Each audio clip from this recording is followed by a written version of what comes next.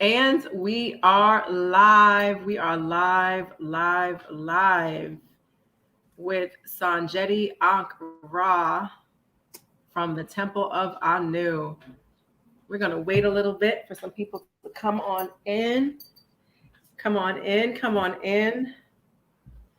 Wait for those announcements to go by. There we go. Shrine of Ma'at is now live. Right. So we're waiting for a few other people to come on. Thank you for joining on a Saturday. Come on in, people. Yeah, we have that we have a flyer too, right? For the class. I don't know. For your class? Okay. Yeah, we'll handle it. We'll handle it. Mm-hmm. Come on in, family. Thank you for joining us on a late afternoon, early evening on a Saturday. Thank you for joining us. So I am Abut Sashat, and this is Sanjeti Ankh Ra. He is from our sister temple, the Temple of Anu. For those of you who are members of the Shrine of Ma'at, who follow the Shrine of Ma'at with our ascension, or you might follow Temple of Anu's communion, or you might go back and forth because a lot of people do. That way you get your Kemetic spiritual bathing and lessons every week. If you've been to some of our Hep Keperu words, or if you've gone to the Feast of Sekhmet, or if you've seen our shrine and temple defend our elder and defend the legacy, you know that we are sister and brother shrines. We are sister shrine and temple. We are sister temple and shrine. We are close in the family. And so having Sanjeti on is like having, a brother on to the show. So I just want to welcome you on to Tuesday Talk. All right. Dua. Thank you very much. Dua. I'm glad to be here. Go ahead. You glad to be here? Yeah. I'm glad to be here. We've had, plenty of just building sessions, yourself and myself, and ever since our first, building session, it was like, hey, we got to get this on tape because usually the best building sessions, they're never recorded. I know, because they're spontaneous. They're spontaneous. So right. We got to do this. So, Well, rest assured, there's going to be some spontaneity on tonight. One of the things that's great about the Kemetic legacy is that it is a living legacy.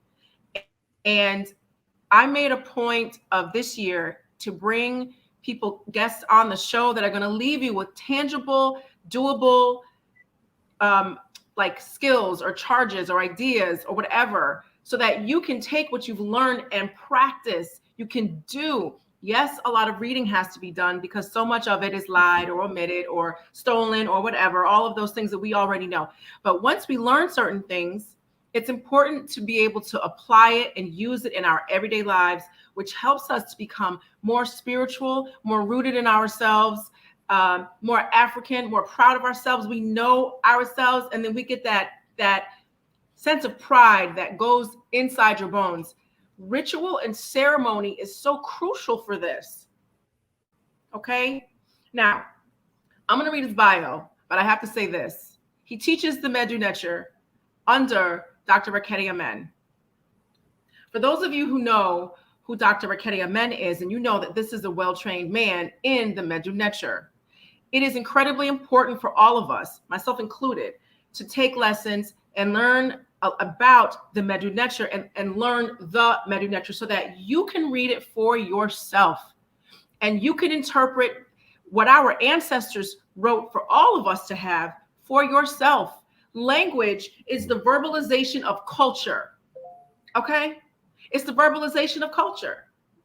And so you have no language without culture. So when you learn the language, you learn the culture. Okay, so it's kind of like backing into the culture a little bit by learning the language. You learn how to read it, you learn how to recognize it, you learn our ancestors were fly and so dope. You learn that they appreciated wordplay, all of these things. Having Anika as our high priestess of the shrine, we definitely get our infusion of the Medu Neter just in whatever it is that we're doing. So I'm a little biased. I love the guys who can teach the Medu Neter, so I'll be having him on here probably a little extra heavy. You're going to see him again. I'm going to try to get a few other people on here because it's very important for us as Pan-African Black people to be able to read and learn our own language. Okay, so let me tell you a little bit about Sanjeti. Sanjeti Ankara has a background in biology from Delaware State University and the College of Health Science in San Antonio, Texas. He is a medical and laboratory technician. He is an Africana researcher and instructor of the Medu Neter for the Institute of Kemetic Philology. He is initiated in Ifa Orisha tradition. His first initiated Kemetic temple is with Kira Jahuti Heru Neb Hu, and also with the Temple of Anu. That was his second initiation, where he is currently the Sesh Nusut, or the royal scribe for the Temple of Anu, based in Newark, New Jersey. So welcome, welcome. Like we said earlier, it's really great to have you here. Learning about the Medu Neter is always so super dope because, like I said, it is an entry point into our history from a very powerful perspective. So, Sanjeti, tell us why you're here. What you gonna give to the people today? Okay. All right. Thank you for that introduction, sister. So today we're going to talk about concepts of purity, coming out of Kemet, obviously from an African centered perspective. And, what we do as we say Kemetic practitioners is we look to Kemet as inspiration on how we can live our lives today. So we're not duplicating it per se. Like, we're not trying to live as ancient Kemetic people. We're doing it on how we can do it now because, we're thousands of years apart from there, but yet the records are still available, as well as coming from the same genetic superculture, if you will, in Africa, as the great ancestor Shekinah Job and many others after him have shown us the cultural unity of Black Africa, if you will. So we can look at modern day or present day African cultures, and we can see the relationship between those cultures, such as the Yoruba culture, the Akan culture.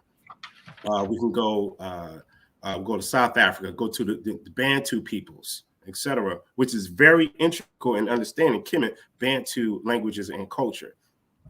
To the Mbochi speakers in the Congo, to the Kikongo language, in different traditions like Condomble, Ifa Orisha, or Isheshe, Sheshe Legba, as we call it, the Vodun tradition, African American culture, if you will. How African Americans, how we use English, not English itself, but how we use the language. Mm-hmm. We find this in Bantu speakers. We find this in ancient Kemet.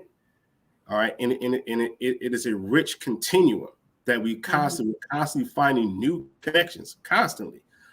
So, we take advantage of this relatedness that we inherently have, and we question, we interrogate the information, and we find what can we use and adapt and adopt to how the technology is today, how we're living our lives. How can we take these principles for like behavior modification, behavior improvement, thought pattern improvement, and most of all, how can we protect ourselves psychologically from the whims of the Ma'afa? How do we heal from the psychological trauma of the enslavement period and being exploited?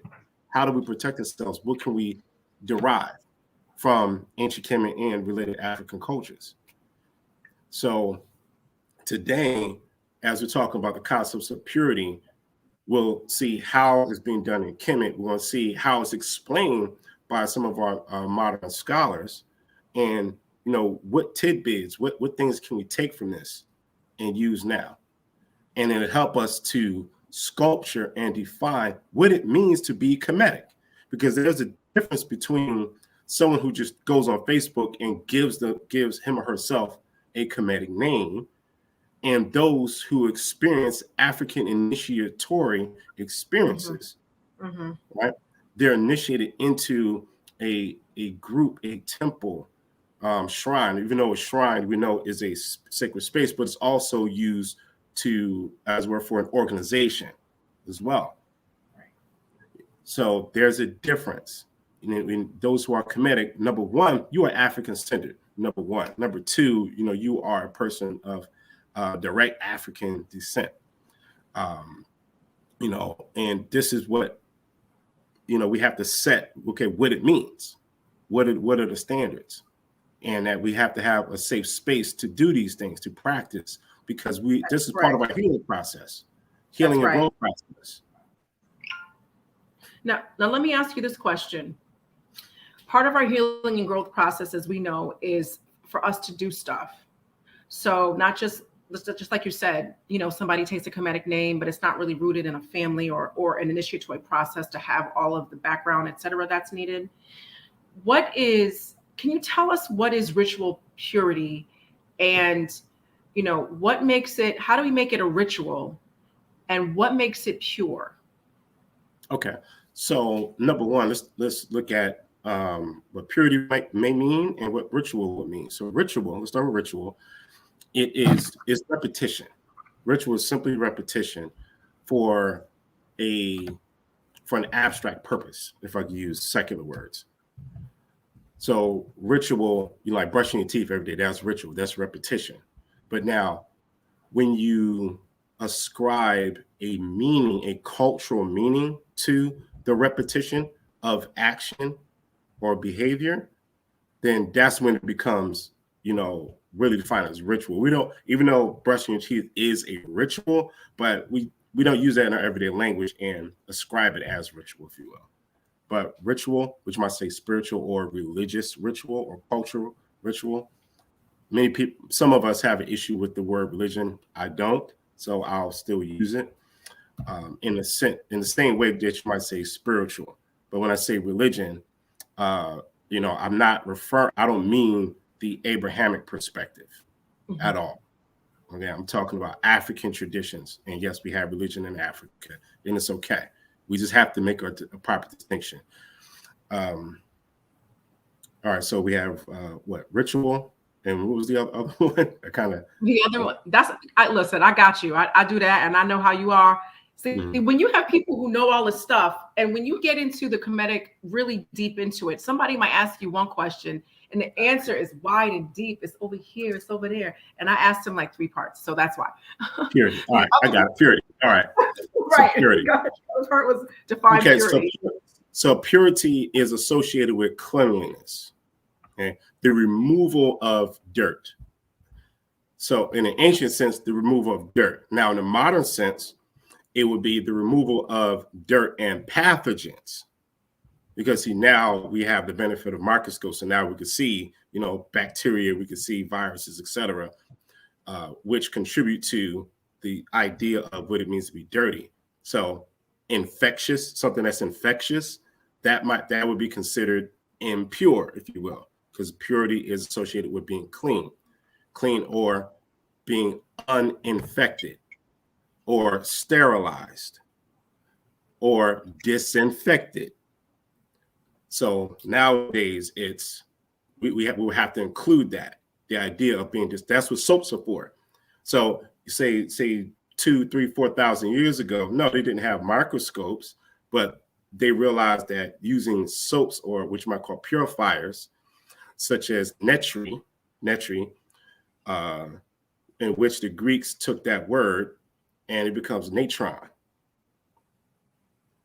So if you take chemistry class and you go to the periodic table, the word for sodium is, they use the Greek natron, and it's capital N, lowercase a.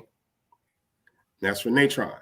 Natron is a Kemetic word borrowed into Greek. So it's not a Greek word. It just has a Greek suffix. And when you go into any dictionary, a Kemetic dictionary, and they have that term as an entry, it'll usually say cleansing agent. and that's the natron. And we know natron is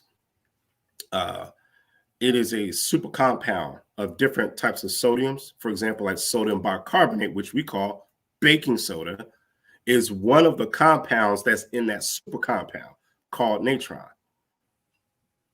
Okay, cool. Mm-hmm. All right. I didn't even know we were going to have a little chemistry lesson. Hey, you know, biology there. Oh, okay, but same thing. Yeah, periodic table of elements. Oh. So let me know when you want to start showing the slides. Okay. Mm-hmm. Okay. I'm ready. You ready? All right, let's do it. Okay, share screen. Tab. There we go. Can you see it? Loud and clear. All right, awesome. Okay. All right. Okay, Hotep, Akhmat, everyone, Alafia, etc. All right, so concepts of purity, ceremony, and secular. Uh-oh. Hold on, sorry. Wait a minute, I'm sorry, hold on. Yeah, so ceremony and secular. And, you know, again, we kind of went over a general intro, but, you know, we're going to talk about the idea of the purity, and we're going to have a lot of comedic information in there. So pictures, we're going to do some reading. So there we go. Sorry, guys. That's okay. That's all right. You can see it now. Okay. All right, we're good. Okay, we're good. Go ahead. Go. All right. It's all right. So the meta you see, that's Sesh Sanjeti. So the scribe Sanjeti. Slide. Okay.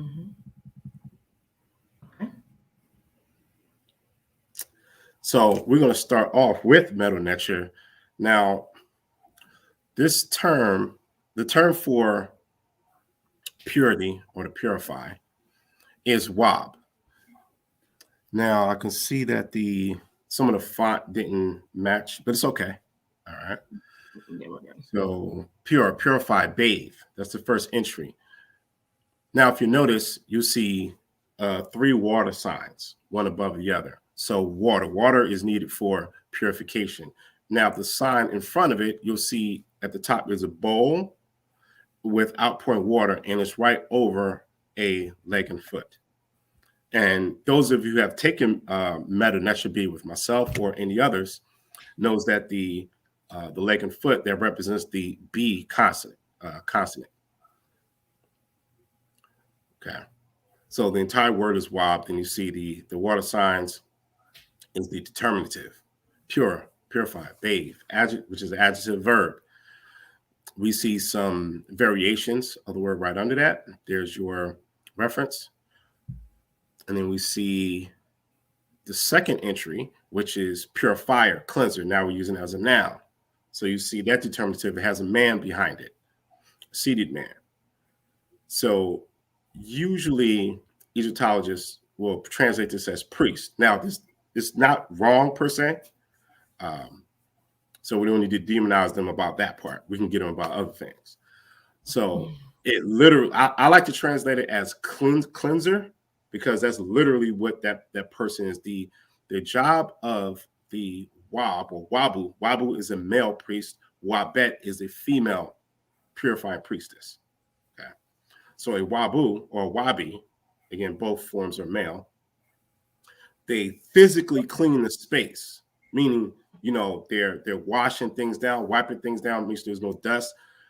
In a modern sense today, they're disinfecting, they're sanitizing. And then after you do that, then you can use the incense. You can use things like Florida water, etc., to clean the space ritually. So you have to physically do it, and then you ritually clean the space. Many of us use sage, etc. We'll say clear the energy, if you will. I prefer saying clear or purify in the space.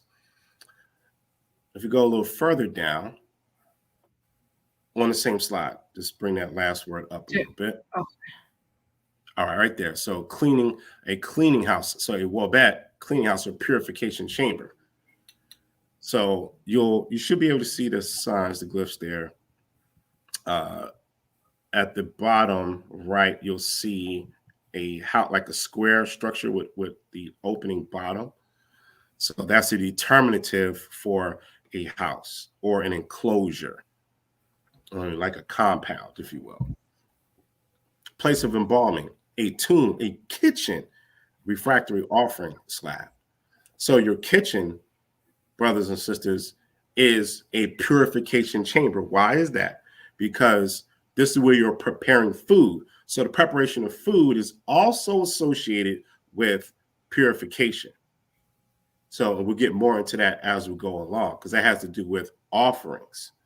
And when you're doing food, you have to what? We have vegetables. You have to do what? You got to wash the vegetables off. So most of us, will eat greens, collard greens. So we got to wash the collard greens off. Why are we doing that?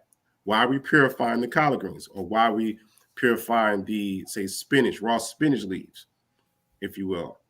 Because you're washing away dirt and pathogens, bacteria that's sitting on there. There's even sprays to clean or sanitize vegetables. That's the wabbing process, if you will, in the physical sense. All right, slide. Okay. So, all right. Notice at the top, I put abut equals wabet because it's the same word. So in the Temple of Anu, we'll use the term wabi for the male priest or purifier, cleanser, and wabet for the sisters who do the same thing. And of course, engage in ritual. In the Shrine of Ma'at, you use the word abut. So abut would be the females, abu would be the men. It's the same word. Mm-hmm.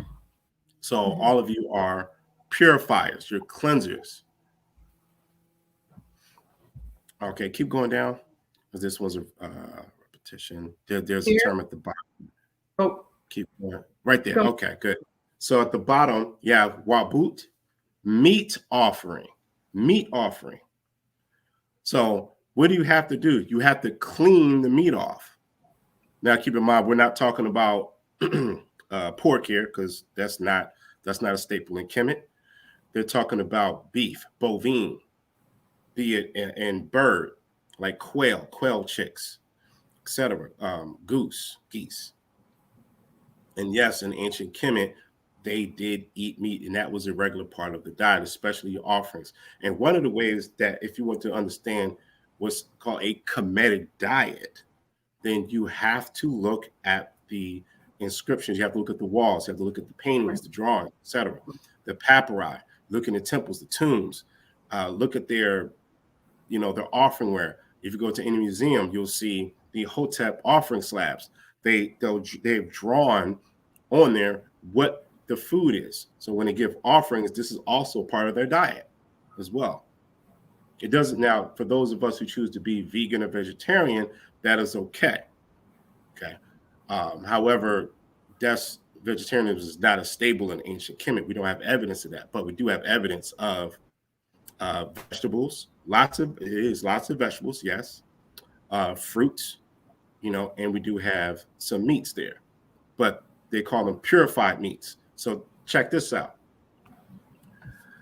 So I'm gonna ask you this, Abu. When a Muslim cleans food or cleans meat and they serve it, what is that called? What is that meat called? Oh, halal. Halal meat, right? Okay. Mm-hmm. So when someone of the Hebrew faith does the exact same procedure, what is that called? What kind of meat is that called? Kosher. Kosher meat. Now, let's say we have three examples. The first two, we already know. So we have those from the Islamic faith, those from the Hebraic faith, and they do this procedure. For example, if you have a bovine, their laws say for you to, cut from ear to ear, drain the blood, etc. And you have to kill the animal in a specific way, okay? Specific way. And then you cut, and then you place on a burnt offering.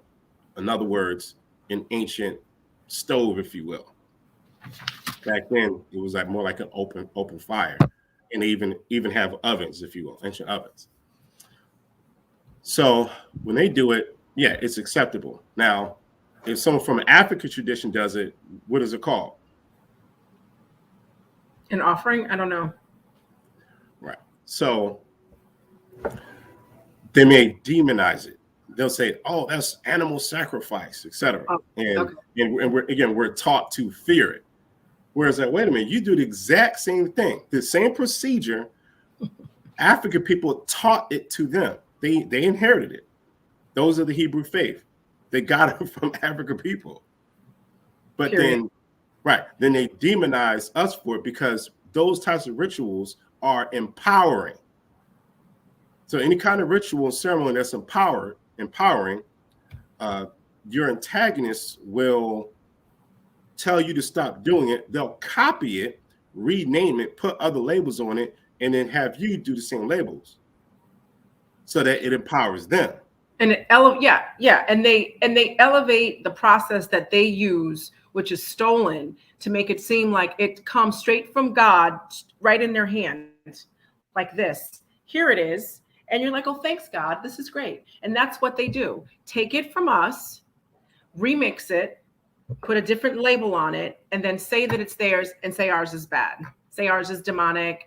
You're going to hell if you do it. It's all of those things. Yes. So here's the formula. So whenever you read the biblical narrative, whenever it's God or an angel came down and taught something to one of their prophets, that's usually they took it from someone else's tradition and don't want to give the credit.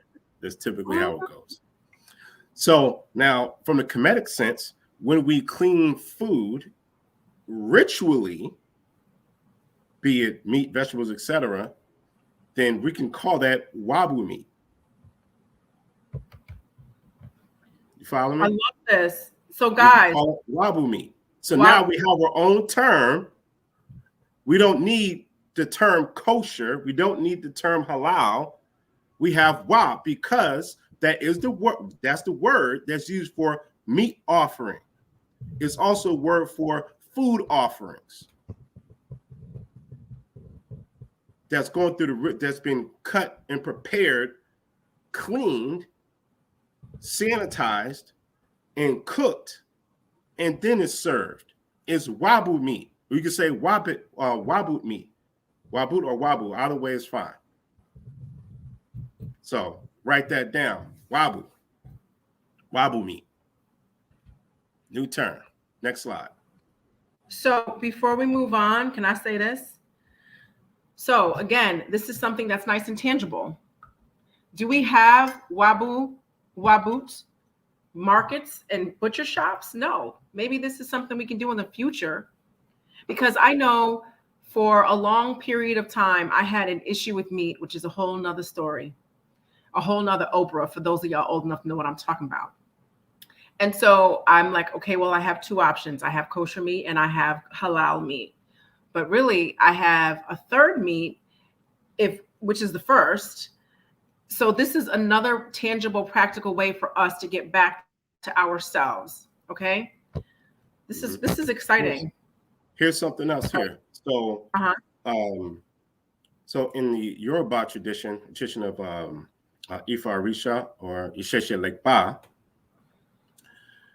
when we give sacrifice offering, it's called Ebo. And Ebo is cognate with the word Hotep. So just as a quick run through, Hotep we know is HTP because only the consonants are written. So when you go into a dictionary, Hotep is a word for offering or sacrifice. Now drop the H, TP.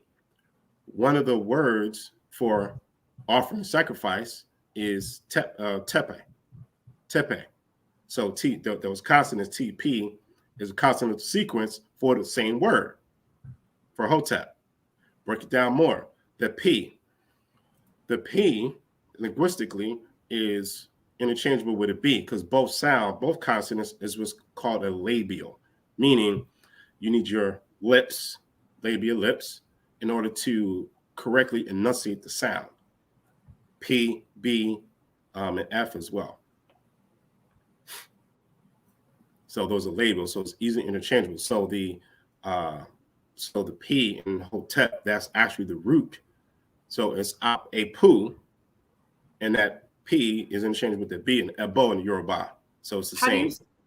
How would I spell it? I put EBO, but that would read Ebo, but that's not really Ebo. How would I spell it to you can see it? Ebo, it'd be EBO. Here, I'll get you to have to tell you that. Yeah. So Ebo, I put it in the chapter as Ebo. And it has accent marks on it. So we wouldn't say that's okay. Ebo. You know, if it has accent marks, that's okay. I just wanted to be able to give it to them. So, you know, we one of the things that is good to know is that our languages, our African languages, aren't so separated and different as they might seem to us. They're just like Sanjeti just broke it down. They're still very similar and still very connected because it was the same people just going from, you know, one part of the continent to another and having life happen, of course, which made things change. But he's breaking down how these things are similar, okay, because they come from the same root. Mm-hmm. Okay. So here we're having the other more forms of the word wab, but now it's abu. Abu. Again, it's the same word. In fact, in our next building session, we can go further into why these words are the same, essentially. You know, okay. Of course, with some other information. But again, this is a rough overview here. So purification, purity, same word. There's word for meal, word for offerings. So, you know, we can all decide whether we can say abu meat, if you will, abu food. If you go down a little further, abure, word for breakfast. So this is abure, you said, or correct. Abure, because most words in the Kemetic language end in a vowel. It's just not written. Abure. Or obure. Obure. Well, it's not wrong, if you will. It's because of the font. I'm probably going to need to send you the font program so that, you know. Okay. Yeah, so that it can migrate over. All right, cool. We can do that. Okay. Abure, I like that. Okay, here we go. Okay, so here's some comparisons here. Slight overlap, but we're still in good territory here. So both words or forms, Kemetic wob or wab, and then obu. So the consonants are in red. And you go to Yoruba, bo, which means to wash or to cleanse. Well, to cure, meat, context of what? Purification. The Kalenjin language, the Kalenjin people, who most of them live in Kenya, and of course they're spread along the Hapi River region. So wabe, pure, and this is a root word in these other terms. Luwabing, pure, unblemished and gentle animal, spotless. Slide up just a little bit. Is that good? Yep. So noob wabing, without blemish, spotless, pure. So this term, wab, essentially is still used in other African languages to this day. And this is how we build our understanding and comprehension of how these terms are used. Okay. Next slide. Mm-hmm. So let's think about, let's go into the idea of washing. So this comes from the pyramid text of Pepi the First, going back to the old, we were calling the Old Kingdom or the Old Period. 6th Dynasty, ancient Kemet. Says this: the doors of the sky are open. The doors of the firmament are thrown open for Haru of the Netzaru, that he may ascend and bathe in the field of reeds. This image that you see on the side, this comes from the pyramid text of Pepi the First. How do we know that? Because we could read the text. So when you, let's say if you go to the, you don't have to move, just your eyes. When you look on the right-hand side of the screen, you see the columns. So the 1, 2, 3, the third column from the right, you'll see what Egyptologists call a cartouche. The proper term is Shenu or Shinwa, and you see the name right there.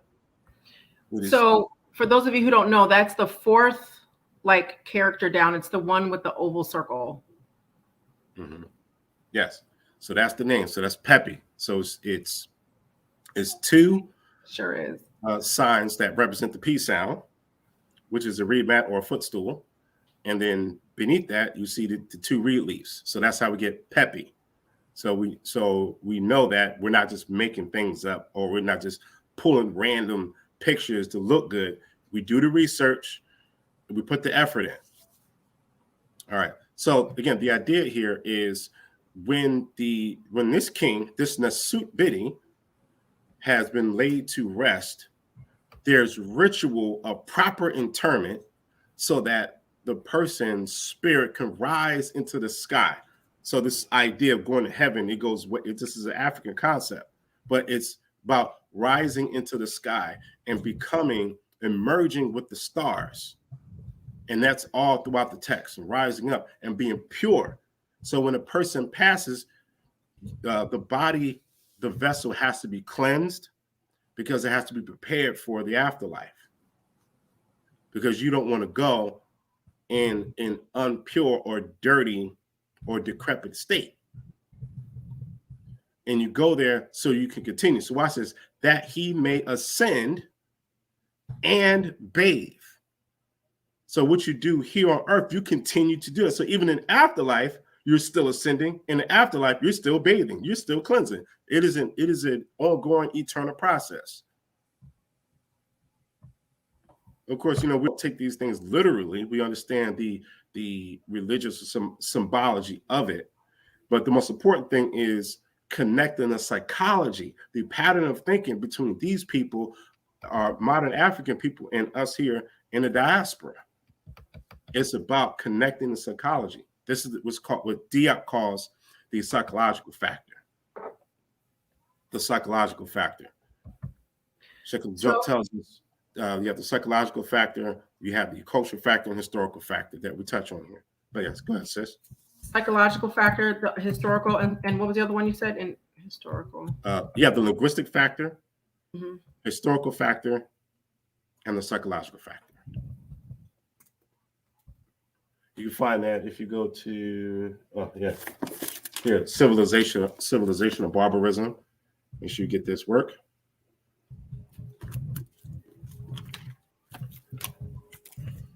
Civilization of barbarism. In his work, he gives us the format. He gives us the models. All right. Go to the next slide once you're ready. All righty. This is beautiful. Where do you want me to stop? Right. This is right here. So this here is an image of the gable. Now, when you look at a house, like a typical house here in the United States, and you look at the roof, you know how the roof, it forms like a triangle like this on the top, and then on the sides, it's still like a triangle. So the gable is that triangular shape part of the roof on the side. That's what a gable is. So this image that you see here is the western gable from the pyramid of the Nasut Bidi Unasa. So they usually say Unas, but linguistically, it's more than likely Unasa. So that's what this is. And how do we know that? If you expand it a little bit. Okay. So get bigger. Two. Should I bring it down some so you can see? That's good right there. That's fine. Good? So Okay. so you see all of the oval shapes here. It's in here many times. So let's say you start from the left-hand side. So the left column. So if you go 1, 2, 3, 4, the fifth one. So the fifth column, starting from the left, and I'm picking that one because the image is clearer there. That is Unasa's name there. The top is a hare, or people may say like a rabbit, but a hare. So which is the the WN sound. Then beneath that's the water sound, which is the N consonant. And then beneath that, reading it from left to right, is the folded cloth. That's your S consonant. And then after that is the relief. I'm sorry. Other way around. I'm sorry. Relief and then the folded cloth. My apologies there. Okay. Yep. So that's how we know that this is his. All right. Keep going. I'll go smaller again so you can have a better scope of. To the next page or? 2. Okay. So as she's going up, we're going to read a passage from the text of Unasa, Pyramid Text Utterance 253, specifically Unasa 164, in the antechamber. I'm just going to read the translation on the right-hand side. Someone has become cleaned or bathed in the marsh of reeds. 2, Ra has washed or purified in the marsh of reeds. 3, someone has washed or was washed in the marsh of reeds.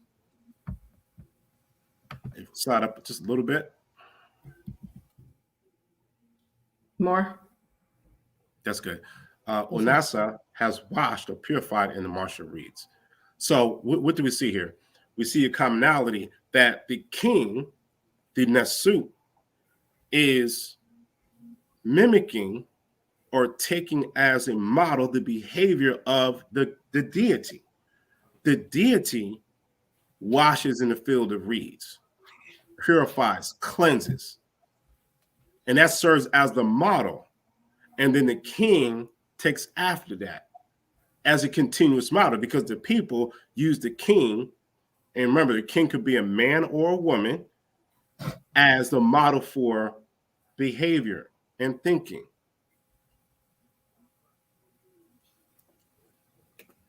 And this would take place in the morning, because the most significant rituals take place first thing in the morning. And this is consistent throughout Kemetic history.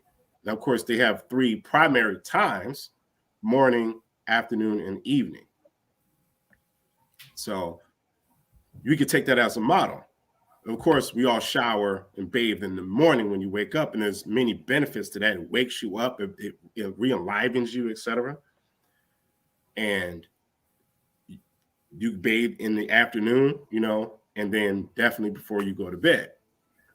Use this as a model and turn it into a ritual, meaning repetition with a cultural meaning.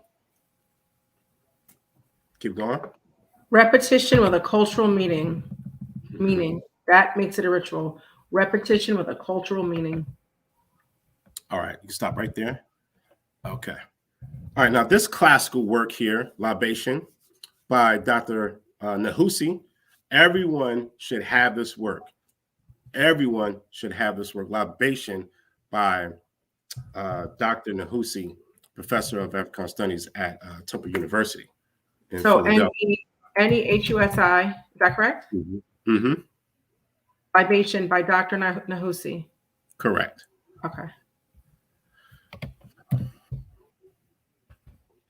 All right.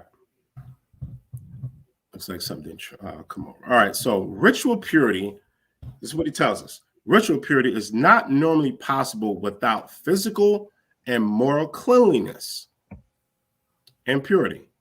For external or physical purity was considered a representation of internal or spiritual purity. The helpers of the officiating priests were physically clean and ritually pure also, for it is certain that they were made ritually pure during the ritual of washing in this special pool. The idea of purity was not restricted to the priests and priestesses. It was taken very serious by the majority of the people of Kemet. Besides regular baths, there was ritual washing of the hands before every feast, before every meal. This is called the rite of Sach. That is water pouring. The ritual washing of the hands and feet was considered a way of purifying the person both externally, physically, and internally, spiritually. Page 58. So what does this tell us? This shows that there's a correspondence even with today. It's always recommended that you wash your hands before you eat. You should purify. In African-American culture, what happens? Let's say, mother's in the kitchen, she's cooking. One of the kids come in and they want to start, dipping their hands. Ooh, I'm gonna get the sauce, and you smacks your hand. Wash your hands first. See? Because you should be pure and clean before you touch food. And we're going to, let's say, healthcare or even the culinary environments. They tell you to wash your hands before and after you eat. Wash your hands before and after you go into the bathroom. Wash your hand, when you come into your home, you should, of course, the first thing you should do, remove your shoes, etc. Keep it at the door. We'll come back to that towards the end. And then first, wash your hands. All right, let's keep going. So now we're coming to the Cairo stone block of the high priest of Alma, or Hem-Nefertepi Baknakatsu of the 19th dynasty, this high priest. He tells us, I was taught to be a wild priest in the domain of Alma as a son under the guidance of his father. He favored me. He perceived me because of my character. I followed him in a truthful way. I did what is beneficial in his temple, consisting of effective works. I did not commit evil in his domain. I did not neglect my duties at his side. I stepped in humility upon his ground. So when you step into a temple space, when you step into a space in which Africans are engaging in ceremony and ritual, you have to be humble when you step into the ground or step into that space. I did not become angry with his staff. I was a father to them. So in other words, he was a man who was able to control his emotions, his temperament. So when mistakes were made, he didn't blow up. He didn't act out of unjust and undue emotions and uncontrollable. He was more of a jegna to them. We don't want to use the word mentor. We can consult Iwalamu Baruti, for that one. Why we should not use the word mentor. I gave every man's possession to him, for greed is my abomination. In other words, he made sure that people got their just due, what was owed to them. I made a burial for the one lacking in air. So he made sure people got their proper proper burials. They were taken care of. They got the proper purification rites. The word rite is related to the word ritual, same root. A coffin for the one who had none. That's very significant. Imagine today somebody, not having, say, insurance coverage to take care of their funeral and burial. Who's going to take care of that if that person did not put those things in their proper place? Maybe that person didn't have, the funds, the money, or the wealth to do so. He made sure it happened. Very important. Let's keep going. And these inscriptions is right on his front leg right there. He says, continuing, I defended the orphan who appealed to me. So this is someone who may not have or know his or her own parents, etc. He made sure that those youngsters were not taken advantage of. He says, I cared for the widow. So this is a woman whose husband may have been lost in battle, may have died of disease or some other misfortune, etc. And he made sure she was taken care of. In fact, this is really common with African tradition. If a woman becomes a widow, then in some cultures, the husband, if he had a brother, he would take her in, because it's common that no woman should ever be homeless. No woman in these African traditions should ever be homeless. We could take that as a model. I did not drive the son from the place of his father. In other words, he didn't push a son who's owed wealth that's passed down from his parents to him. He didn't come in and take it. He made sure that he still has it.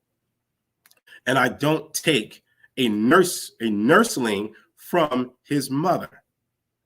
In other words, he does not take or kidnap or traffic children. That's what that's saying in a practical sense. I don't take a nursing from his mother. My arms were open. I gave to the one who had nothing. My food offerings given to the one who was in need. What is this called? Community service is what we call it. So somebody took a shot at me earlier for being an alpha. That's okay. That's all right.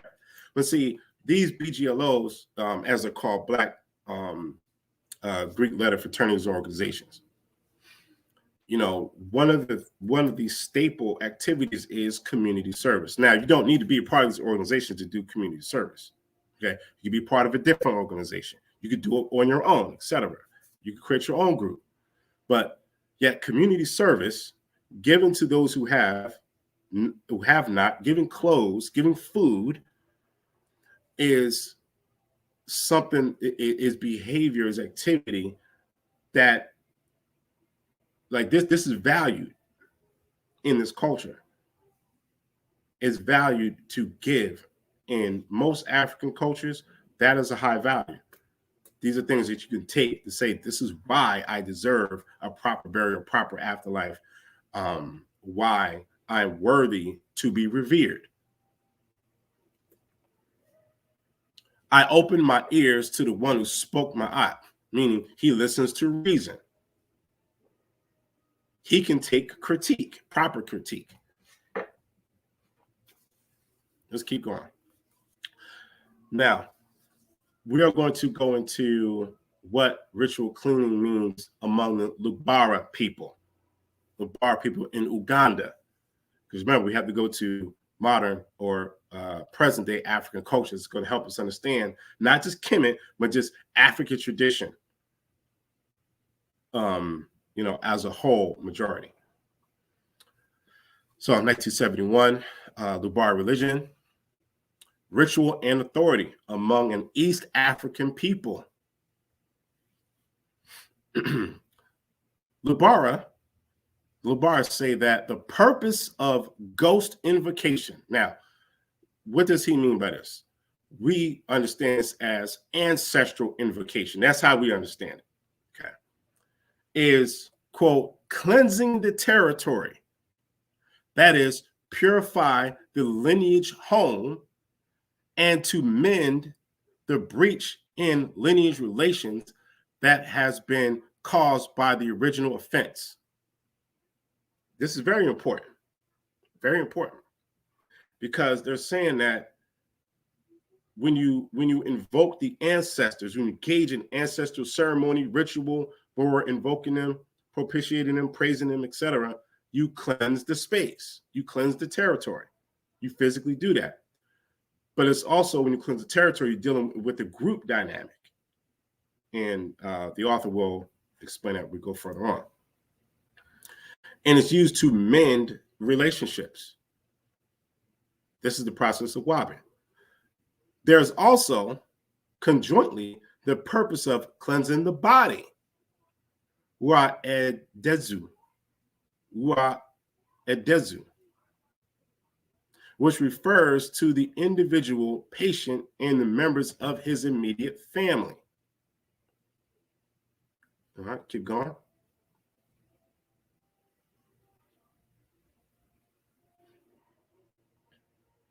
The author continues. The concepts of cleansing and repairing are both included in the Lubar verb ede. It means prepare or make ready. A person or territory, especially in the sense of a lineage home, and so of the collectivity of the lineage members, is cleansed of sin, and the network of social relations that compose a man's status or a group's position in its social system is repaired. So cleansing ritual is used to mend group dynamic, group relationships. And what is this talking about essentially? This is ma'at right here. If there's an offense or some type of social imbalance, then how do we correct that imbalance? We begin with ritual, a ritual cleaning, or which is the same as repairing of the relationship to purify the relationship. This is the Lubar people in Uganda right now, and they practice ma'at. Keep going, slide.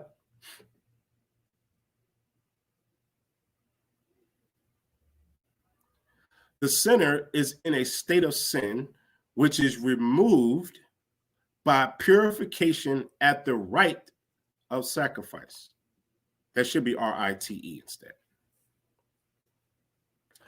Rites of purification are found both as a part of sacrificial rites and in rites in which there is no oblation. Let's stop there. Oblation is another word for ritual washing of water. So before you engage in your rituals, even at the Shrine of Ma'at, you are expected to be clean. You're expected to have showered, washed your hands, etc. We do the same at the Temple of Anu. Before we engage in du'a'u, not only are you, when you show up, you should have showered already and clean. When we get there, we have a ritual cleaning where we literally use water in a ritualistic manner, a prescribed sequence before we enter the actual temple space and engage in sacred ceremony. So again, oblation is ritual washing. Both are referred to as cleansing the body when an individual is concerned, but it's referred to as cleansing the territory when a lineage group is concerned. So I find this interesting because now we're looking at the symbology of how language is being used, like Meruneche. So cleansing the body for the Lubara people is when you're doing it individually. When you're cleansing a territory, that's when you are doing it for an entire group. So the people, that's like the territory. That's what makes the territory, if you will, in your lineage, because your ancestral lineage, because again, if you do an offense, this is reflective of your ancestral lineage. It's not just you; it affects those before you. Or in Khmer, we might say "Emu Hot." Emu Hot means those who come before. Emu Hot, and those who are descended from you. It affects everyone. So you have to correct the behavior and do ritual to stamp it. Now, when we go to the work by Marimba Ani, Let Circle Be Unbroken, she explains how ritual, it makes you an agent of the reality, meaning you are deliberately taking part in the operations of the world, the operations of the universe, purposely, not by accident. Life not just happening to you, you are making things happen. That's what ritual does. Next slide. Hopefully is the background kind of loud? It's a little bit. It's nothing. Okay. All right. This baby girl. All right. So here we're looking at a image from the Papyrus of Ani. This is sheet or plate 30B. 30B. This is for the chapter 125. So chapter 125 is where we get the famous 42. People call it 42 Laws of Ma'at. I like to call it the Declarations of Innocence. It's more, which speaks more to the function of it. So this is just a snippet. Keep going.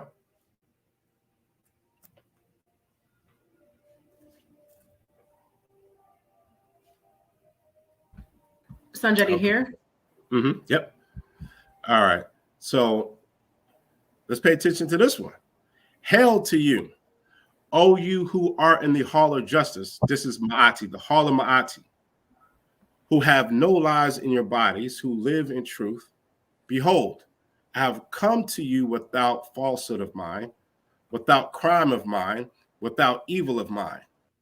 I've given, watch this, I've given bread to the hungry, water to the thirsty, clothes to the naked, and a boat to him who was boatless. This is like saying, I donated one of my cars to somebody. Make sure they had a whip, okay? Or were they naked or they naked? They were naked? Probably not. Just someone who doesn't really have a lot of clothes. Hopefully nobody's sitting around naked right now. Keep going. I'm sorry. It's all right. I am pure of mouth and pure of hands. I wash my hands. This is literally, I am pure. My brow is clean, meaning you're cleaning, your head and everything. My hinder parts are clean, so your private parts are clean. And my middle is in the pool of truth, meaning my insides are clean. There is no member in me, no body part that is devoid of the truth. I have bathed in the southern pool. So, oh God, sorry. For those of us, it's okay. So those of us who are Kemetic, what does it mean to be Kemetic? It means that in a truthful sense, you are doing these things. Are you giving clothes to those who are in need? Are you giving food to those who are in need? Are you giving to those who are in need? That's what it means to be Kemetic. That's part of what it means to be Kemetic, because we go all the way from the old, what they call the old kingdom, those tombs, etc. We have men and women talking about their deeds throughout their lives. It's common that they will say, I have given clothes to those who are in need. We've seen in two different instances, one from the famous Pertham Heru, and that particular quote is chapter 125, coming from what they call the Theban recension or the Wasetian version. So that quote, it doesn't specifically come from the Papyrus of Ani. It would have came from the Papyrus of Nebseni, it came from the Papyrus of Nu, the Papyrus of Nakhet, etc. 125 chapter. All right. And those of us who are committed, go back up. Those of us who are committed, you definitely want to explore, maybe read the entire chapter at some point, the 125th chapter, not just the 42 that you see in the Papsani, because that's a snippet. We're going to read the entire chapter, just like we'll say those who are from the biblical narrative will say, hey, you need to read the whole chapter. Don't just read one verse, get the context. So we have to hold ourselves to the same, if not higher standard. We have to read the entire chapter. Now, the extra steps when dealing with Kemet is that when you read the text, you have to do it in context with the images. Remember this, never attempt to interpret the images without the text. I'm going to say that again. Never attempt to have a full interpretation of the images, the pictures you see on walls, tombs, papyri, etc., without reading the text. And it could just be a simple translation, because they go hand in hand. Because if you don't, then we get people who will interpret, let's say, an image of Nun holding up the boat of Ra with different Netzeru, and you see the image of water behind the deity Nun, and they'll say, oh, that's Noah's Ark. Okay. You get people who will interpret it that way, but people who have those interpretations, not one of them can read the text. I promise you. Not one of them can read. Can you tell me again? Never interpret. Say that again. Okay. So never attempt to have a conclusion. Let me reword it. Never attempt to have a conclusion or really an interpretation of an image from in Kemet, be it in a tomb, be it on papyri or any other solid medium, without reading the text, because the pictures are always in context of the text, what's written there, because the labels are there. The labels are telling you who this person is, which deity this is, what ritual is happening, what festival is occurring, the date, etc.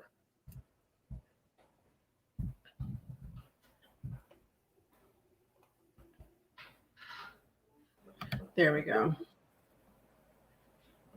Is this the right page? Yeah, keep going up. Go up. Well, yeah, continue. Yes. Okay. So here, we're not going to read the whole thing. This is a relief of Ptah, and this is what's called a Hotep Dina Sut. And in the future, we can go over that in detail. But just take a look at the image of the man, Ptah, ritually pure. So the Himu, which we might say priests or servants, his body's shaven. Again, it's their custom. We don't necessarily do it to that degree, even though people do shave their heads, shave their hair off their bodies. But we can use this. We can use this as inspiration of proper grooming. So if you need to shave the hair off your head, shave it off. In fact, you go to the Yoruba tradition, with Sheshelekba, in many of the traditions, their heads are shaven for ritual. They look just like that. Men and women, heads shaven. So this is a continuum. And we know the name. It's at the bottom of Ptah. And we go to line 11. His name is at the bottom. That's how we know the name. Keep going. All right, some more images right there on the left. This is a washing of an altar. So these will be the Wabiu. And then on the right, this is pure offerings. So we have that Himu priest, that priest there. Could be a Hemneter doing an offering ritual. to a necher. And on that table are food offerings, plants or vegetables. We will have bird and beef on there. Perhaps some fruit and definitely bread. And he's burning incense cones, etc. He's holding a censer in his hand. So he's been burning incense for a long time. If this is the morning ritual, then it more than likely would be myrrh. If it's afternoon, it would be frankincense. If it's in the evening, there's a incense in which it's a mixture. It's called kapet or kaipi. Keep going.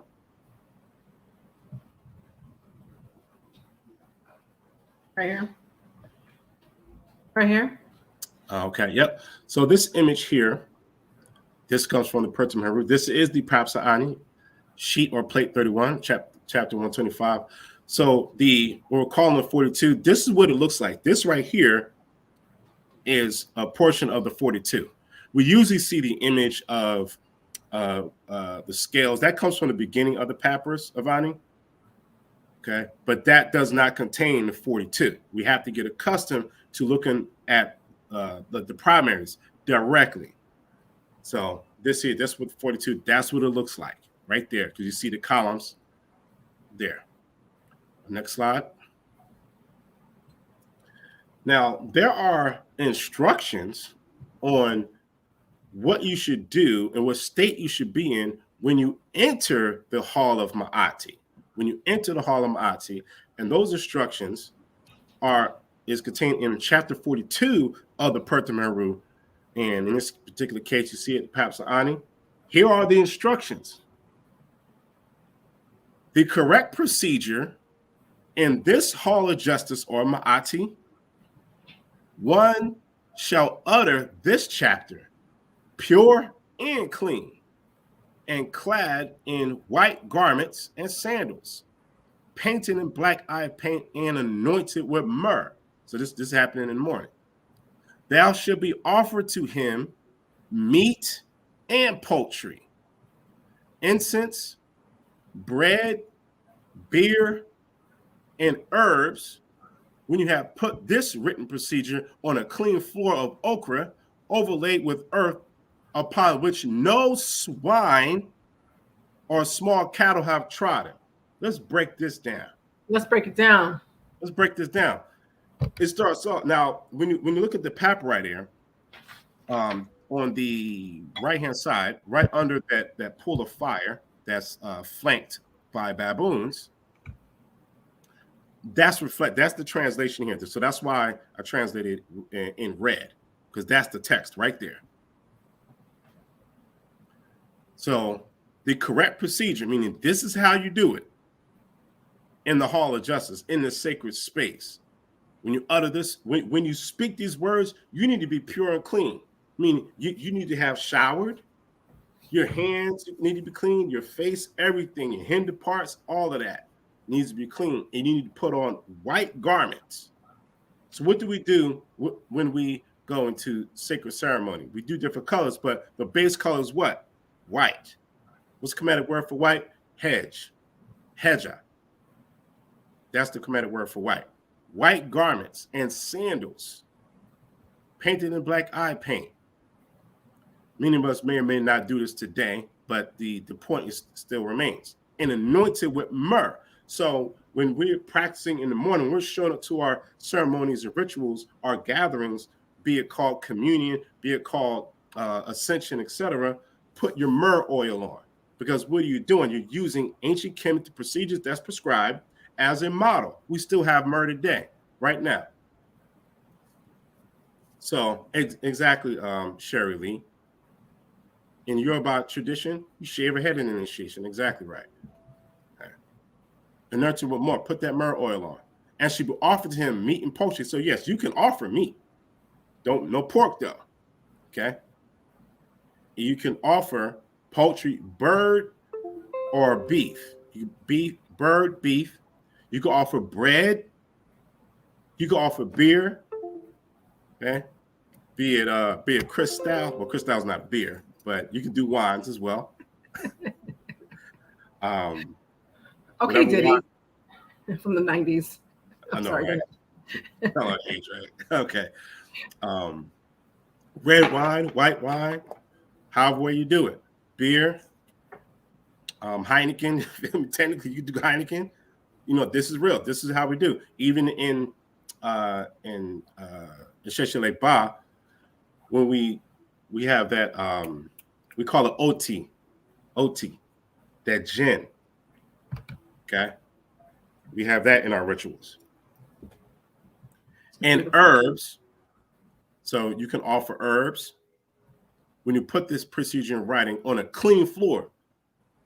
So the floor that needs to be swept and mopped and everything, disinfected. And here's that important part: on the earth upon which no what? Swine or small cattle have trodden.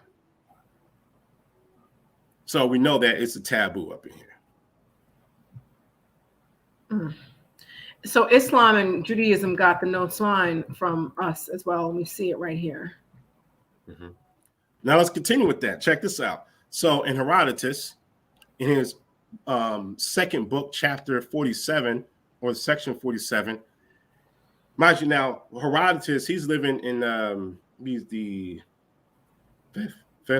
sixth or fifth century BC, and he's in Kemet. He's observing, and he's there during the Persian invasion. That's how he got up in there anyway.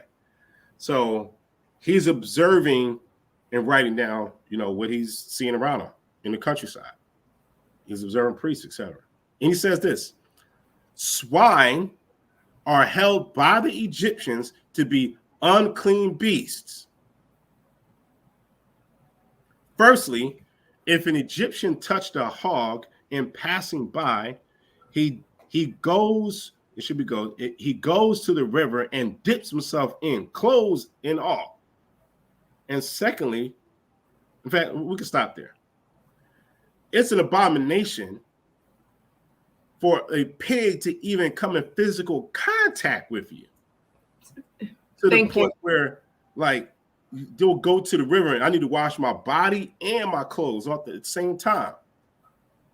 Secondly, swine herds, native-born Egyptians, though they be, are alone of all men forbidden to enter any Egyptian temple. Let's stop there.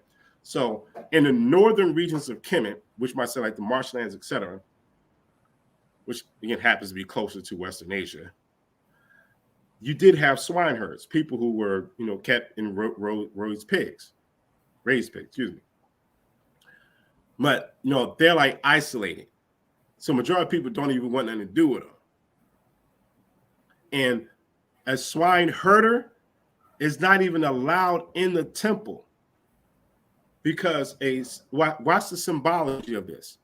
So in the previous slide, you don't have to go there, but in the previous slide, it says, when you enter into the hall of justice, the hall of Ma'ati, it needs to be on a clean floor in which no swine have trodden.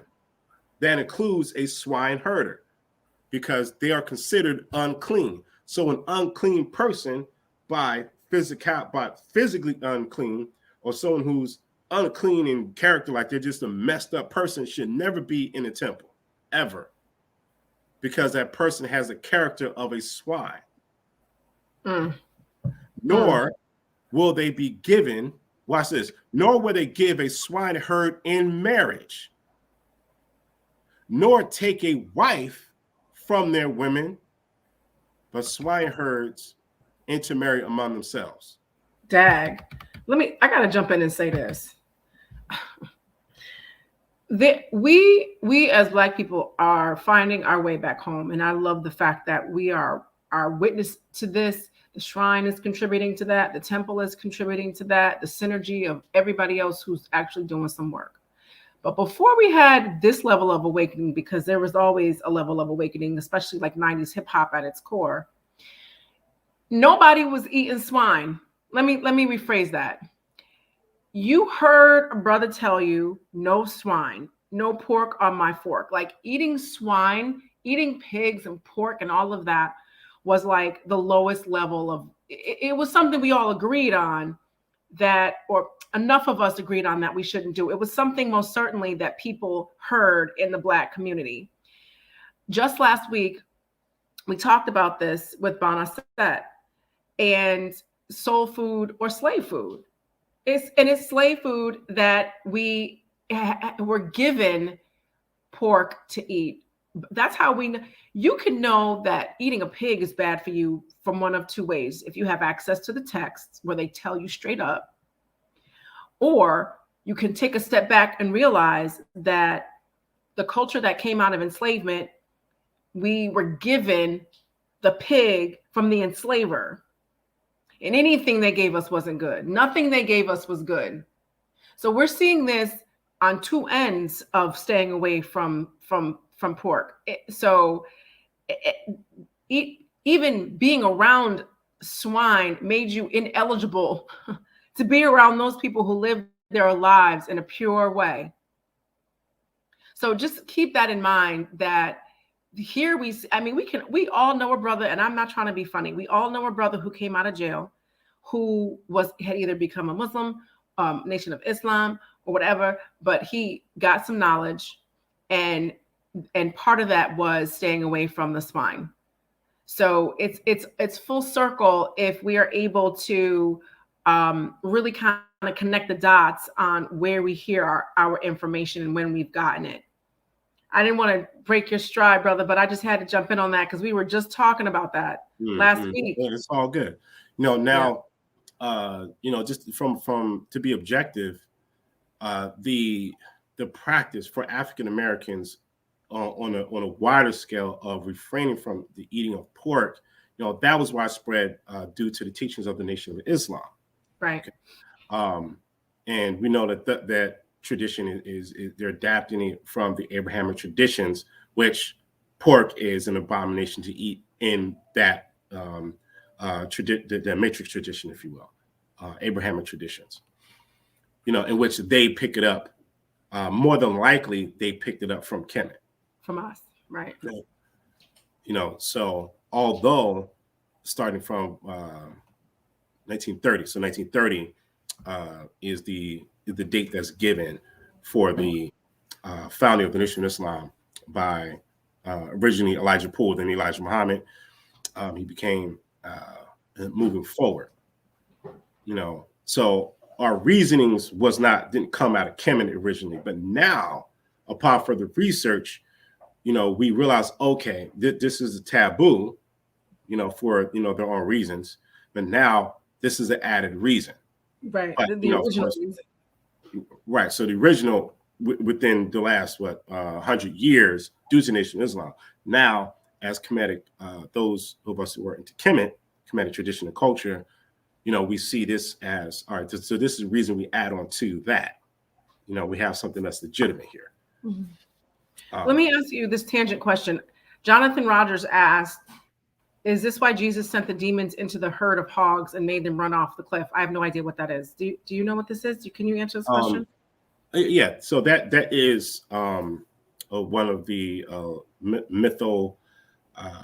legendary accounts of Yeshua, Isa, Jesus. Mm-hmm. That again, it shows the continuation of pigs as being taboo. Right. In fact, when you go to, I think it's the tomb of Seti the first, Min Ma'at Ra Seti, second Nasut of the 19th dynasty. In that tomb, you see a baboon with a stick beating away a pig. So, and I hope I got that tomb correct. So if someone in there knows that and they can correct it, I'm open to that. But you do find that in Kemet. And one of the animals that's associated with Satesh in his more destructive state is a pig. Okay, in that aspect of Satesh. In that, right, that iteration. Okay. All right, we can go back to the slides. Okay, so no taking. So they will not take a woman from the swine herders, and nor will they give their women over to the men of a swine herder.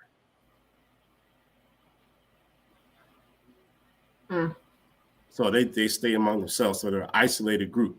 Now, in the same text, Herodotus, he does go on to describe a feast in which a pig is sacrificed.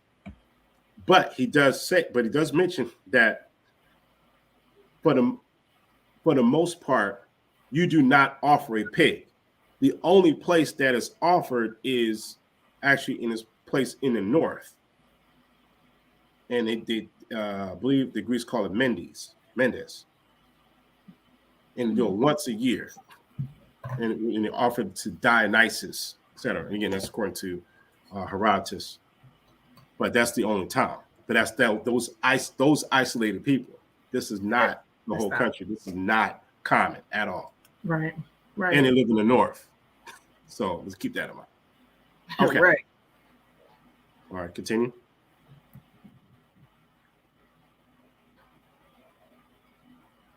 This is the last slide. Okay, so I just took this quote from a website because I think it's articulated well. All right. So Egyptian priests wore papyrus or palm leaf sandals made so that they could be slipped on from the front or rear. Egyptian priests removed their shoes out of respect for their gods. It was also the custom to remove sandals in the presence of superior rank. Shoes were worn outside of the house, but never in the home.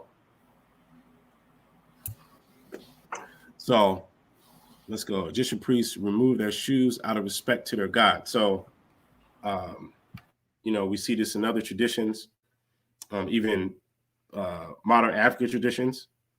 You typically, want to remove your shoes when you engage in ritual. And you want to remove your shoes before you enter your house. So see here, this is what they call the Narmer palette. This is the front side. And you see Narmer with the mace getting ready to slay his enemy. But right behind him, he has a servant who's carrying his sandals for him. Because this is sacred ground. So you do a sacred ground. Now, practically, can you imagine how many germs are at the in the front area of your door? I was looking it up the other day, and it's some sources say over 200,000, others say 300 to 400,000 units of bacteria that's even found on the bottom of your shoes. Now, what would be what are the most infectious or dirtiest or unpure areas in your house? Front door area, doorknobs, and the bathroom and kitchen. Because again, that's what meats are and all the kind of stuff, food. And, so you have to constantly clean, disinfect, and sanitize. So for me, especially since the pandemic started, coming, home from working in the hospital, I'll spray the front area of the doorway with a strong disinfectant. And I would do the same thing on the inside of the door. So we're walking in, and I'll bring my shoes from work in the house. I leave them right outside the door. They don't even come inside. So you want to disinfect it. Get your Lysol wipes, wipe that stuff down, especially in this pandemic. Because sometimes, we have those of us who may, get infected, and we're like, well, how did I get it, etc. Well, keep in mind, when people are sneezing, where does it go? Down. Well, it can go up, but it goes down on countertops and where? The ground, the floor. Where are you walking? On the floor. So that stuff is on the bottom of your shoes, your Timberland boots. You come inside, what are you doing? You're bringing that inside. And you got children who are running around, right? They put their hands on the ground. See that? That's how that happens. Disinfect the front area of your doorway, front on the inside, front on the outside. And also, Wipe your shoes, wipe, your boots, etc. Get some nice gloves, get some gloves, not natural gloves. Some people are allergic to latex. Put those gloves on, get those wipes, grab your boots or your shoes and wipe the outside first on the top and then scrub the bottom. Toss, get another one, do the other shoe.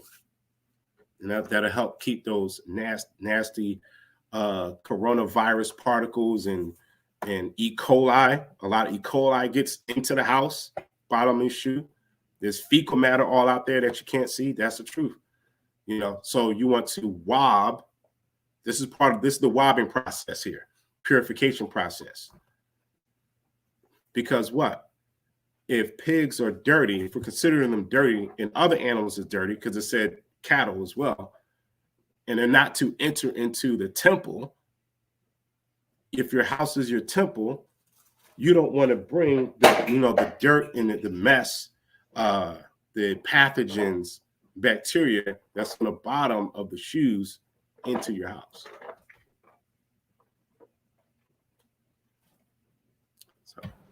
Speaking of keeping a certain space clean, we have a question. Can you explain when invoking ancestors into your space?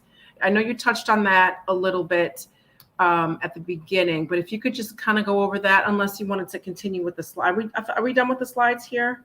Yeah, the next, I think the next one is. The next one's the last one? Okay. Yeah, go up. Oh, it is complete. Yes, that's it right there. That's good. Yep. So you can close that out. Yep, okay. We can close out. I'm gonna stop sharing. Okay, great, awesome. Thank you for that. That was so great. If you can answer the question about invoking the ancestors into the space, I think that would be pretty good. Can you go back to that point one more time? Okay. I'll post the question. Daya Kador. Mm-hmm.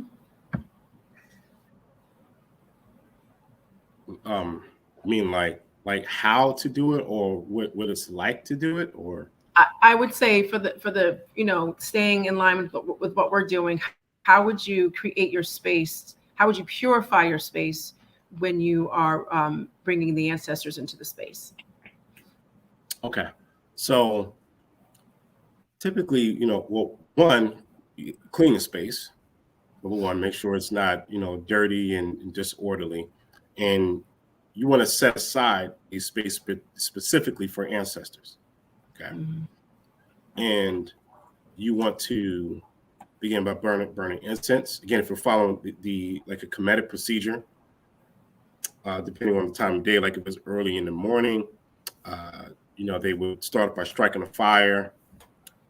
But, today we use lighters. You start with candles, burn your incense. And if it's the morning, you do myrrh. You want to make sure that you have a list of their names. And when you call their names, and assuming that they were righteous, each one of them were righteous people, you put in front of that person's name Imaki, which means a venerated or honored one. That's one of the ones you put in front of the name. And then after the name, you'll put Ma'akaru, which means truly spoken, a true voice. So you have the title. So, and then you have a title. So the person who has gone through a ritual resurrection or the proper interment, that person's title is Asar. So it would be like Imaki Asar, the name of your ancestor. Then right after that, you put Ma'akaru. And that's how you invoke. Yes, thank you. Yeah, that answered. I think that answered his question, his or her. I'm sorry, I don't know about how to invoke ancestors. Anything deeper, you'd have to get initiated somewhere, because for a wider, deeper understanding, you would have to get initiated. But Sanjeti definitely gave a good explanation and example, or explanation of how how to bring the ancestors into the space. Migrated. I'm putting a comment. Oh, let me look at the comments too. I haven't looked at it this entire time. Well, I'm answering a question, foreigners. The question was, are there people who, today, I'm paraphrasing, are there people today who are related to the Kemites? And let's just remember that these were African people. And migration happened, all throughout the continent. So is there someone that is a descendant or a group of people that are descendants of Kemites is similar to saying, are there people who are similar? Are there people who are similar to the enslaved Africans who used to live in Georgia that are still here? So think of them as just, not just, but they were actual people who lived in what is now called Egypt. My parents, both of my parents are Black American. All four of my grandparents are Black American. My family comes from Georgia on my grandmother and grandfather's side, on my father's side, and North Carolina and Virginia, both sides, grandfather, grandmother, on my mother's side. So there's migration that happens, the Great Migration, especially with my grandparents coming from Georgia all the way up to Connecticut. And so migrations happen when people have to flee a region. And so when foreigners came in and basically took what was left of Kemet, you had Kemites who moved to the west, and I'm giving a very broad history. And then also you have places that are closer, like kind of in the middle, where again people naturally migrate, and they bring with them their traditions and customs and their genetic gene pool. So you're gonna see that east to west. Go ahead. So to answer that or to add to it, yes, there are people who migrated out of Kemet into other regions. Most people stayed, but you have those who migrated. There's even traditions who have that as part of their oral tradition. So the Kalenjin people who mostly live in Kenya, their own oral tradition, they say they migrated there from Kemet. Mm-hmm. The Kalenjin, that's their oral tradition. In fact, it's to the point where they name the city that they come from. The city that they say they come from is called Jo, which is short for Jedu, which is in northern Kemet. This can essentially be confirmed because the Kalenjin language is very close, is very closely related to Kemetic, specifically Coptic. And this is demonstrated. So if you get the works of Kipchwich Sambu, to my knowledge, he has two books. One of them is called Isis. Let me get it. Can you hold it up and I'll put it in the chat. 1 second, hold on. Okay. MF Takara Soul. I also heard that each wave of invasions from the east. Sanjeti, can you answer this question as well? I also heard that each wave of invasions from the east sent Africans to the west, and the last ones that got there were the first ones turned over for slavery and ended up in the Americas. That's what I've heard as well. Can you add a little foresight to that? All right, I'm sorry. I was okay. Here, invasions from the east. Okay, from the east. So East Africa, like Kemet, Egypt, East Africa, not India, east of Africa. And the last ones that got there were the first ones turned over to slavery and ended up in America. The Americas, not just here. Yeah, okay, yeah, I see. I don't know if there's specific evidence specifically for that. Now, we do have what was called the Trans-Saharan, I like to call it human trafficking enterprise. That's what it is. Call it what it is. You got human trafficking enterprise trekked across that desert. Yes, That's a fact. There's plenty of evidence. And the main ones who were doing that were Muslims who were in charge of that part of that side of the enterprise. Okay. All right. That's a fact. It's not our opinion. That's the evidence. And, did they employ non-Muslims? Yeah, they did. Okay. But, we don't want to get into the back and forth of, indigenous Africans, black on black, we don't need to get into that. So the facts to the facts. You do have people, like from Madagascar who were brought all over the place, mostly from West Africa. Over here, we're mostly from West Africa. So I'm not sure about, now do you mean Kemetic people being brought west and they were the first person to be taken? Yeah, that's like, I don't never see no evidence to that. I haven't either. It's just stuff that I've heard. And that's why I want to stress that it's what I've heard. And I don't like to give answers when I can't say, this book or whatever, so it's not something that I've looked up specifically or researched specifically. I've just heard that before. I do. Heard it as well, but... I'm sorry?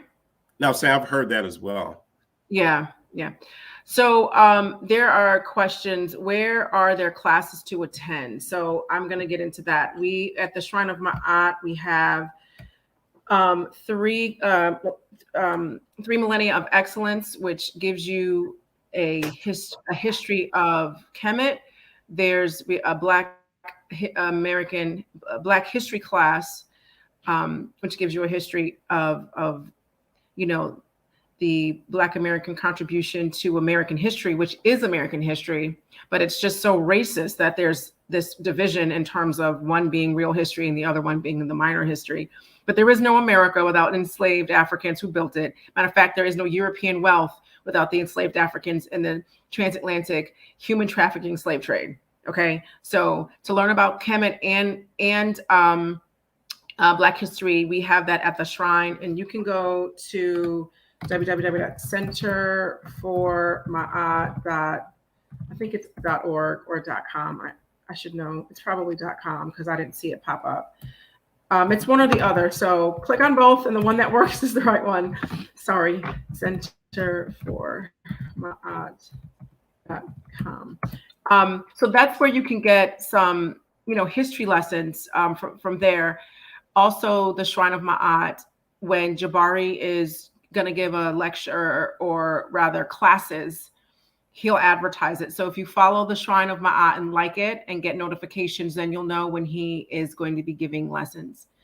For the language lessons, our high priestess, Anika, she gives language lessons. She gives intro language lessons, at which I've taken. If you want to go farther than the first level, Sanjeti is your man. He also gives intro lessons and at different levels. But since Sanjeti is right here, he can explain it better than me. So Sanjeti, let the people know how they can reach you for the Medu Netra classes. Okay, I was trying to see if I could type into the chat. Okay, so if you're interested in taking Medu Netra, we're actually starting next week, the next session. It is every Thursday, beginning at 8:30 p.m. And it is at least 12 weeks, basically depending on, how the class go, we may need more time or et cetera. But again, give me the email. Give me the website so I can put it up while you can just tell me. So Sanjeti Ankra, SONJEDIANKHRA at gmail.com. Here, I can actually type it in the private chat at least. Okay. I got it, Sanjeti. Okay. So if you're interested, then email me directly so that I can, because we got a little less than a week left. I like to give people an initial study sheet so you can get the ball rolling. So by the time first class gets here, you have got some practice in. So, and it's through the Institute of Kemetic Philology. The total cost is $400, $75 down for your deposit, and we do, an easy payment arrangements. So we've always done pretty well with that. So, email me directly, express your interest. Here, let me give you this here. Cash App. Okay, yeah. Email. Let me tell you something, guys. Taking the Medu Nature is life-changing, period. Because you get to see how your ancestors communicated. And it answers a lot of questions of how it is that how we as Pan-African Black people use words, use expressions. It gives you a basis to see how hip hop was founded by Black men and Black women. And even when you can meet a Black person and never meet them and say something that they've probably never heard, but because of context and people really rooted in Black energy, y'all both know what y'all saying to each other. That was kind of the experience I got when I took the class. So you need it for the soul, because if you understand what I'm saying, we're speaking an oppressor language. We're reading an oppressor language. We're writing an oppressor's language. This is not our native language. This is the first language we know, but this is not our native language. Learning your native language does something to your soul. It's worth it. It's definitely worth it. I see a lot of people asking me a lot of questions. There were some books that you were going to mention. What were the books again? I want to answer the questions because folks get mad at me sometimes when I miss questions. I be trying to get them, y'all. Okay. What was the book you were holding up? Okay. So this one here. Yeah. What's the name of it? Okay. So this is the Killigan People's Egypt Origin Legend Revisited. Was Isis Assis? Can you spell Killigan so I won't mess that up? KALENJIIN.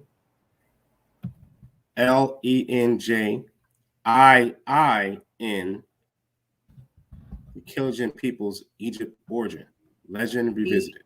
Egypt. It's always hard for me to spell Egypt. Egypt Origin. Because you don't spell the word out no more. You just do Kemet.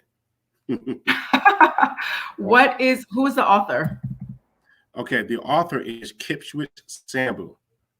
All right, so I'm gonna type it in the private chat. Can you spell it? K-I. Go ahead. Yeah, I got it. I'm gonna put it in the private chat. That's not what I asked you to do, but that's fine. All right, K-I. Hold on. Okay. K-I-P. K-I-P. K.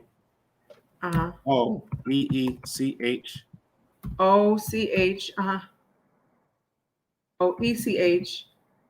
K-O-E-E. 2 E's. C-H. And then Sambu. S-A-M-B-U. All right. You get that? All right. We're going to put. Yeah. Get both of his books.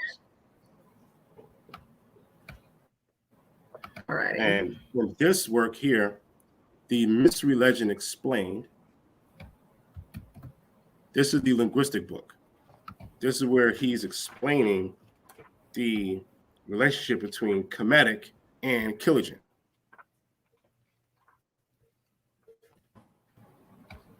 So he has word lists in here.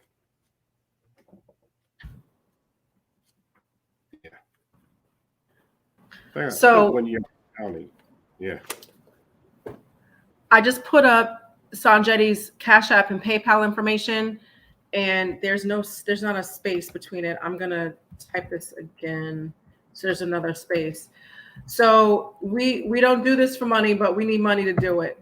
Okay, guys, we want to support our scholars who are bringing forth this information and who are at the forefront and taking the baton from legends like Dr. Raketi Amen. So we got to support him. His Cash App is Sonjedi, S-O-N-J-E-D-I, like son of Jedi, like from Star Wars. Who here remembers that? J-E-D-I, the Jedi? Mm-hmm. We are the Jedi Knights, Jedi. Sonjedi. And I'm just saying that so you can remember his. so you can remember his Cash App. Okay. And then the PayPal is SN as in Nancy, JDI dot ifatunde8@gmail.com. I have it pinned. Yes, legends. Let's just remember that living in Connecticut and coming to New York and meeting Anika and Jabari and seeing and hearing all the people who they knew. And I have another, Anika and Jabari went to Cornell and they knew Dr. Ben and Dr. Clark. And I was talking with Kapresh. He's a friend of mine. He's from the Temple of Anu. And he just casually mentions, one of the legends that he met and knew before he passed away. And, Sanjeti has a copy of Let the Ancestors Speak by Akmi Ra. Ain't none of that fair because we didn't have that in Connecticut. But let me tell y'all this. You have him with StreamYard. See, there's his little book. See, he's trying to rub it in because he got the book. Yeah, the book is falling apart. And those who may not know, this is my first Metal Nature instructor. This ancestor right there, he passed away in 2007. This is my first instructor. I met him when I was 19. That's my bragging rights. So this is actually my second copy.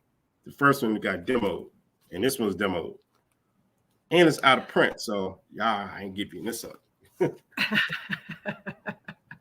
So I don't get jealous, but I be straight jelly when, people, let me get my second copy of Akmi Ra from the teacher who taught it to me.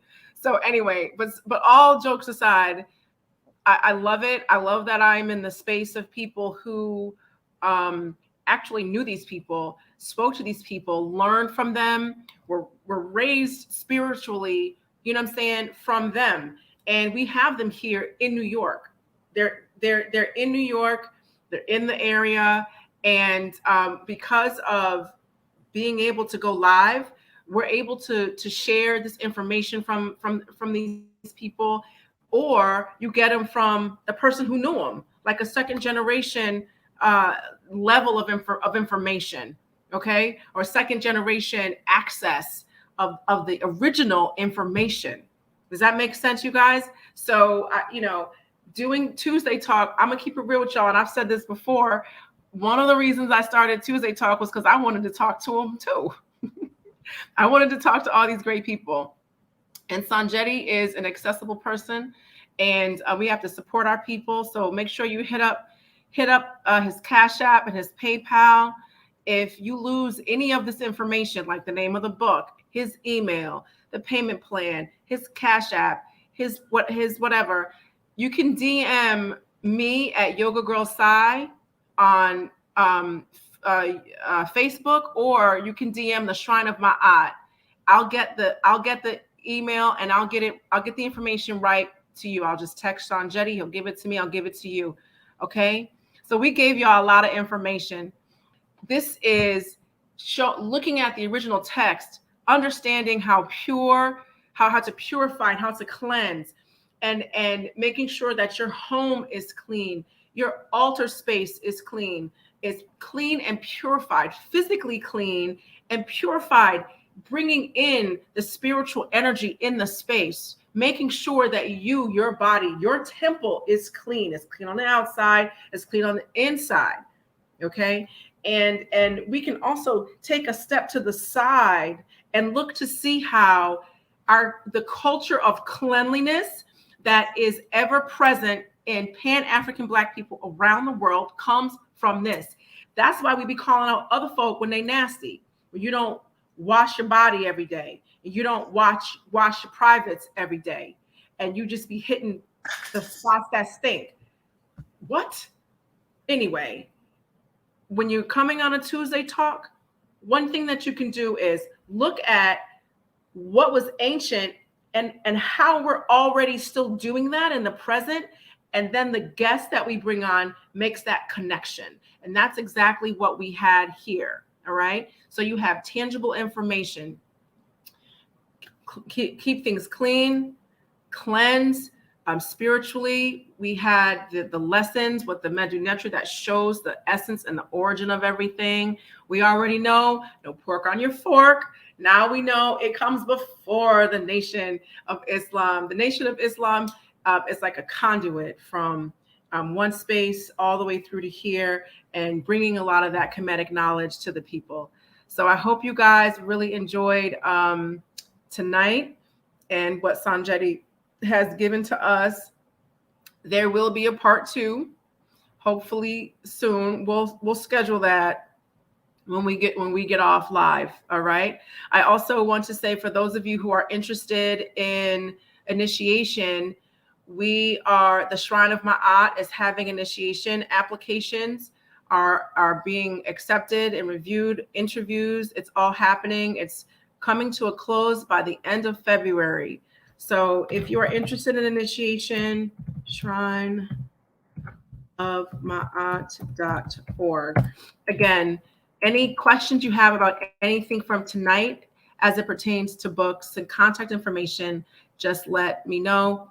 And Sanjeti's information is still up there. I want to say thank you to all of you who participate on Tuesdays and also on Saturdays at 7 o'clock for staying on and being a part of what makes Tuesday Talk great. When you log on, share, bring your friends, tell them what you've learned. We got to wake up as many people as possible, but we have to be gentle. Just let them know, like, this is what our ancient African ancestors did. You know what I'm saying? Because we all need to be able to learn how great we were, because then it has you look at yourself to say, am I doing great things? And then, am I being who I really truly am? So thank you for joining. Sanjeti, thank you for joining. I love lessons in the Medu Netter, and we're gonna have him back shortly. Okay. Well, thank you for having me. I really enjoyed hanging out, with you and everyone that's in the chat. They ask some pretty good questions. Keep me on my toes, keep me sharp. I like it. Keep it coming. And let's all just keep working. And remember, giving that Medu Netter class Thursdays, 8:30 p.m. We're going for 12 weeks, minimum 12 weeks. We have a lot of fun. We're going deep. You will be really good with that Medu Netter by the time we're done. Come on in. Let's work together. Let's do this as a team. Let's support each other. I'm gonna type this in the chat. Medu Netter class Thursdays, and I'm gonna put your email, and it's what is it again? Sanjeti at Gmail. Sanjeti Akraf. Sanjeti Ankra at Gmail. And when this goes into when it's reshown or rebroadcasted and just hanging out on our website, your information is there. I'm gonna leave it tagged up here. And so so when it shows, it'll be this Thursday, if you will, by the time people see it. No, it'll be Tuesday. Oh yeah, right. Well, Tuesday, It'll be the first time that they see it. So this Thursday is the first class. Right, in 2 days. When you see it on Tuesday, it's Thursday. It's gonna be the day you watch it, and it's gonna be the next day. It's gonna be the next day. It's gonna be Thursday. Okay. All right. As soon as you put your 75 deposit down, then you get study material, so that way you can get going. And yeah. And there you go. All right, guys. Thank you for joining. This will be rebroadcasted on Tuesday. Watch it again. Take notes. Bring your friends. Do something along the lines of helping to wake people up. Okay. You have the Temple of Anu in Newark. You've got the Shrine of Ma'at. You've got, we're having initiation at the shrine.